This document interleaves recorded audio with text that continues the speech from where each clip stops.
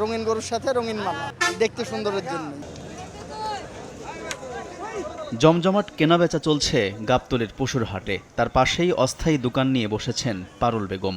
বিক্রি করছেন গরুর জন্য রঙিন মালা ও দড়ি। প্রতি বছর কোরবানির ঈদে 5 দিনের জন্য বসেন এই ব্যবসায়, যা থেকে দিনে আয় থাকে প্রায় 1000 টাকা।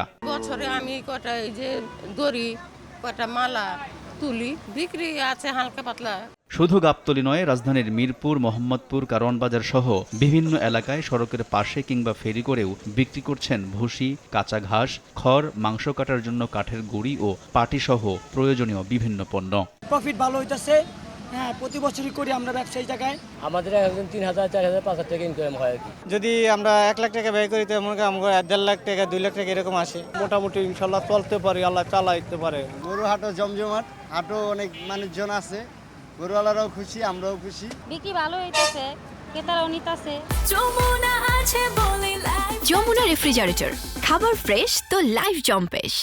দাম নিয়ে কিছুটা অসন্তোষ থাকলেও হাটের পাশেই এমন সুযোগ থাকায় পছন্দের পশুর জন্য মালা কিংবা কোরবানির প্রয়োজনীয় পণ্য কিনে নিচ্ছেন ক্রেতারা। মালাটা কিনে আমাদের গরুর গলায় পরাইতে থাকি, আমরা গরুটা খুব সুন্দর দেখা যায়। 1 কেজি ভুসির দাম 60 টাকা, এগুলা কিনে নিয়ে আমরা গরুরে খাওয়াই। এই খের 15 টাকা আটি, আমি গ্যাসের বাড়ি বেশি 4 টাকা, 2 টাকা আটি, 15 টাকা আটি। রাজধানীর বিভিন্ন এলাকায় ভুসি কেজিতে 60 থেকে 70 টাকা, খড় 2 আটি 50 টাকা, হোগলা বা পাটি প্রতি পিস 180 থেকে 200 টাকা, কাঠের গুঁড়ি 250 থেকে 300 টাকায় বিক্রি করছেন ব্যবসায়ীরা।